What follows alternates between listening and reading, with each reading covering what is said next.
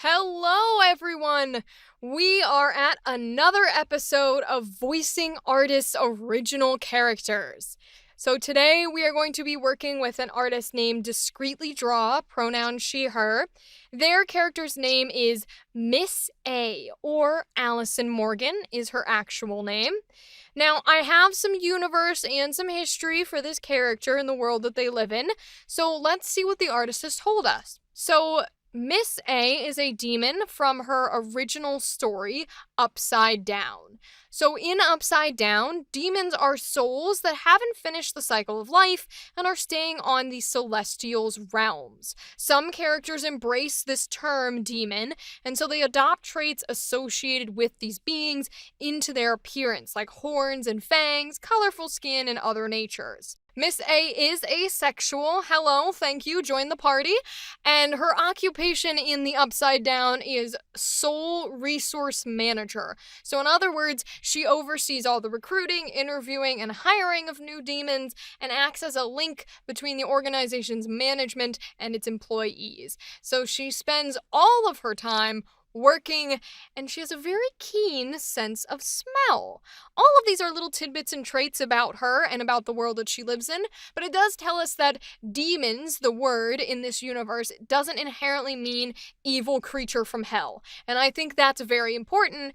It's just the word for folks who haven't finished the life cycle yet. So she's one of these people. It also tells us that her job is essentially being a manager. She, in these images, as you can see, has a pen of some sort or lipstick maybe. She is dressed very professional. She has sort of those librarian glasses, the one that have the string that go behind your neck. She's got a vest at one point, a very nice turtleneck and a long sweater, these glasses that are there. Her appearance is just very sort of librarian slash manager slash businesswoman appearance. That is sort of the energy that she has. Even the cut of her hair is kind of that energy as well. So we want to keep that in mind with how that affects her personality, and if she's able to do that job efficiently, then maybe some character traits that would let someone do that job efficiently and have that appearance and work in that environment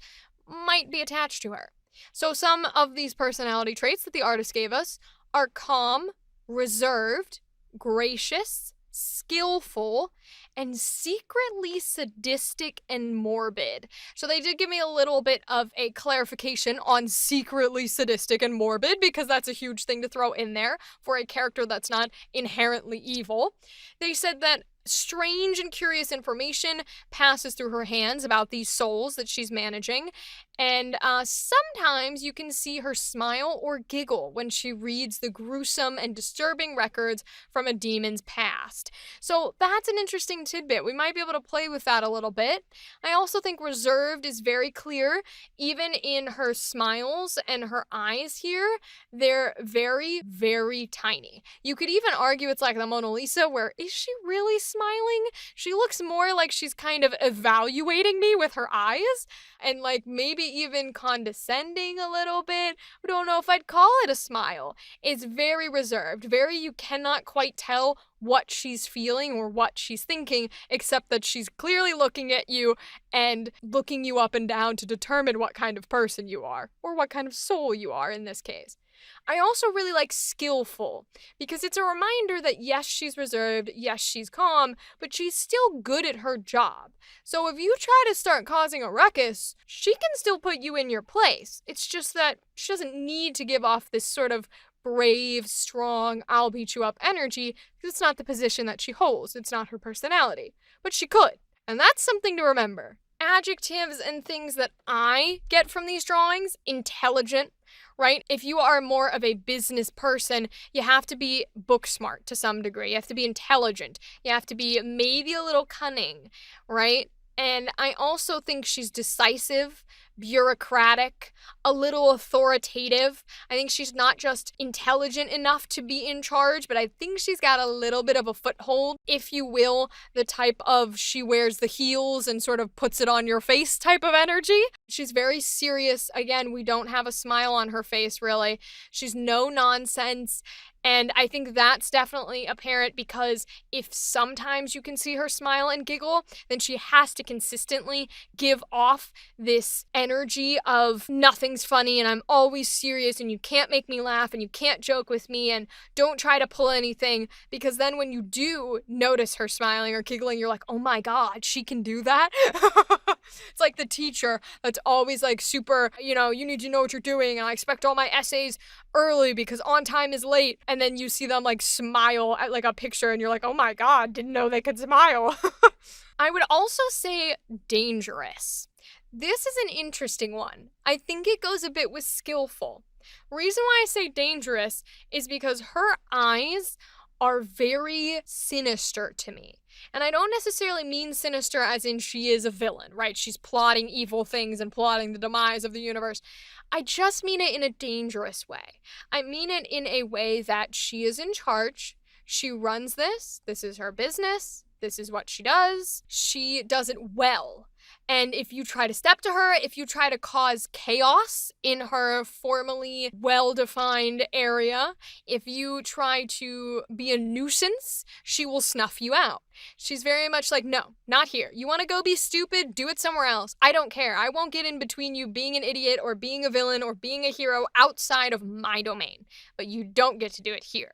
So that's why she gives me a little bit of dangerous, especially in these poses where she's got a little bit of claws on her fingernails. She's got the teeth and she's choosing, right? Because we noted that they can choose to appear more like a demon. So for her to choose to have the teeth and a different skin color of purple is something to where she feels powerful enough to where she's like, yeah, I got teeth. Yeah, I could take you. I just don't need to. Right? So I want to keep that energy in there. I like that for her. So all of that being said, let's move over into our neutral lines and see what we can get here. So I love all of these images. I'm thinking because she's a little bit more reserved, because she has an intimidation factor, but it's not forceful. It's more of like a presence that is sort of like, do what you're supposed to do or we're gonna talk, in quotes. That I want to give her a bit of a softer, deeper, sort of punctual voice. Something that is like a little pinprick, but not in a spiky way, more in like a soothing river that could engulf you and drown you if it wanted to. So let's go with that idea. Let's go with the idea that someone is passing through her space, whether it's a library, records keeping, however you want to think of it. To me, I think of it almost like Wu Shitong's library in Avatar: The Last Airbender. It's this huge thing of records and she's sort of the keeper. And that's sort of the way that I see the space in my head. So I'm going to imagine that they're coming into her space and they're checking the records or they're doing something like that. And she's very much like, fine, here is what you're looking for. You can go to this space, but if I catch you doing anything you're not allowed to do, you're dead. So let's go with that for her neutral line. How can I help you? I see. The records you're looking for are in aisle 6. Don't touch anything else. Understood? Good. I'll be watching. Ooh, I like it. I love this sort of, you can't quite tell if she's a villain, if she's a hero. In reality, we know that she probably is more in between, kind of like apathetic, like I don't care as long as you don't cause problems. But there's a bit of intimidation in her neutral line because she needs you to know that she's serious. She isn't just someone you can push over because she's working a manager job in records keeping or recruiting or whatever it may be. And so I like that for her. I like that a lot. And I like the voice, like the calmness of it. Like she's eyeing you up and down. She's like, are you going to be trouble to me? Should I just kill you now? I'll let you go, but I'm watching. Love that for Miss A. So let's go into her happy emotion. What would make Miss A happy? Well, the artist gave us a little bit of what makes her happy. She is sadistic and morbid. When she reads some of these records from some of these demons that are interviewing with her, working for her, she smiles and she giggles. So I think we're actually going to take that exactly, and we're going to go with that into her happiness moment. Maybe a demon is actually telling her about their history and their past, and they're like, oh, you're interested, are you? Well, then let me tell you. And she's sort of got this like very rare, because you don't usually see it, right? Her eyes are usually sort of scary but blank. They don't show the emotion. And maybe, you know, her eyes now are like getting that little spark, and she's getting a little edge to her smile, and she's getting like a little bit of hair raising because she's like, oh, this is interesting, right? It's actually exciting. Things are happening in my life and I can feel what you've been through. So let's say that a demon is telling her about things that they've done and she's getting that excitement, and let's try that. Marvelous. The stories you tell are enthralling. Are they all true?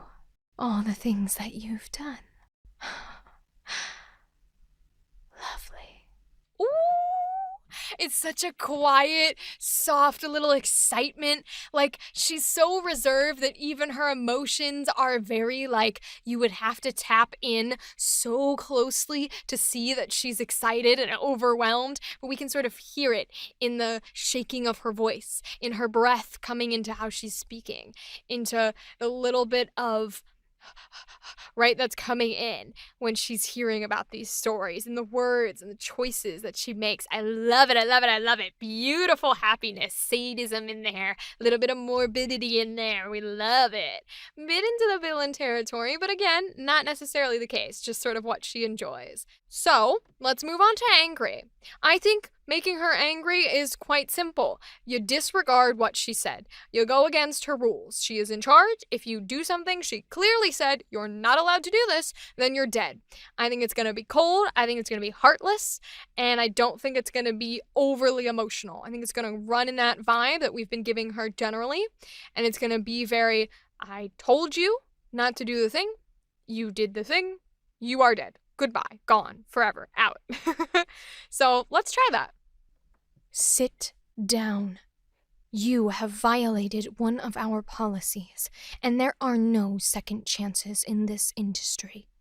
You are to be terminated at 12 a.m. tomorrow. I expect you to be there. Have a little dignity left, and face your end with honor. Or don't. I will come for you either way. Now leave. Ooh, that's interesting. I really like that. And I'll tell you why I really like it. It's because we knew it was going to be calm, cold, reserved. But it was a weird form of anger where she is clearly upset that they broke the rules. But is she upset that they broke the rules? Or is she upset that they specifically broke the rules and now have to be punished for it?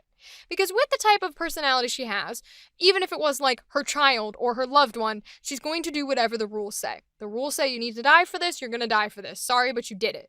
But that doesn't mean that she wouldn't be emotional about it being someone close to her. And I felt like when we were doing that one, there was a bit of, I'm angry because you knew you would die from doing this and you got caught. So at least have a little bit of dignity to go and take your punishment, even though I'm mad as fuck that you got caught in the first place. It felt genuine to me that she cared for the person who this was going to happen to. That she really felt like, how could you be so stupid to do this? But she was going to carry it out anyways, because that's how this works. And that's kind of what I was getting from her anger. Like, why would you make this choice? Why would you make me have to make this choice? All of those together, and I liked that. I wonder if we can run that into sadness too. I'm wondering if her sadness can come from a place of she has someone that maybe is a new recruit, or they have a connection to her in some way, and she likes them. She's taken a liking to them in a sort of manager, employee / mentor to mentee / mother to child, whatever you want to call it. She's taken sort of a liking for them. She likes who they are. She likes their mindset. She likes their personality. And they have done something that has caused her disappointment. I think we go with the disappointment side of sadness because, as many of you will relate to, as I do, disappointment was always the worst punishment you could get. There were 2 types of teachers, and she gives me a little bit of teacher energy with the way that she looks, but there were always 2 types of teachers. And it was the one that was like, this teacher gets angry and yelly, but whatever, who cares, they're upset. And then there's the teacher that just hits you with, I'm very disappointed in you. And it's like, oh no, oh, I feel awful. Oh my God, my soul, right? And that was always the worst one because it was a pure, genuine, I had respect for you, and now I don't have respect anymore. And I think that is where Miss A would go with her sadness. Because again, we've established sort of this neutrality. This, I don't care if you're a horrible villain, I don't care if you're the best hero, just respect my space and what we do here, and that's it.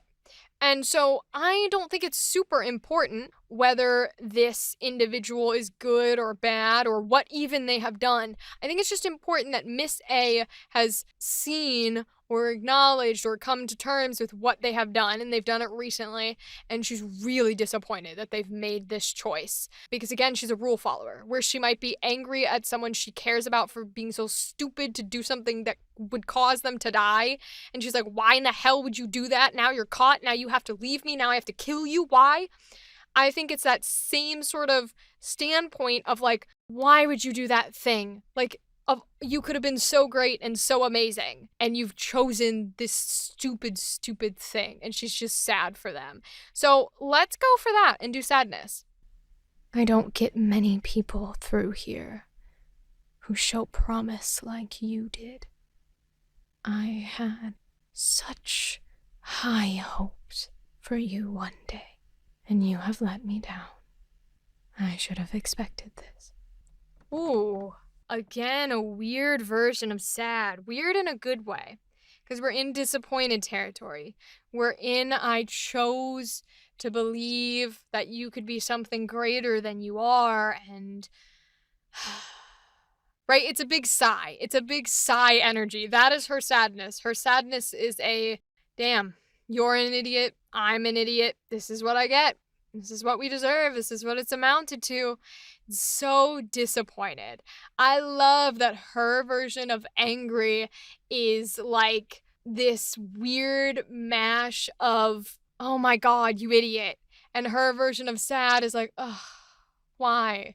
Right? It's so different from what we usually have, because we usually have an angry being, I'm mad at you for being a person and doing a thing, it's my emotion and I'm dealing with it, rage. And then our sadness is usually, I'm upset that someone got hurt, blah, emotion, my sadness. And hers is very much more calm. It's very much more rational. She has very rational emotions, which I think fits perfect with her character, and we don't see a lot, but I really like for her.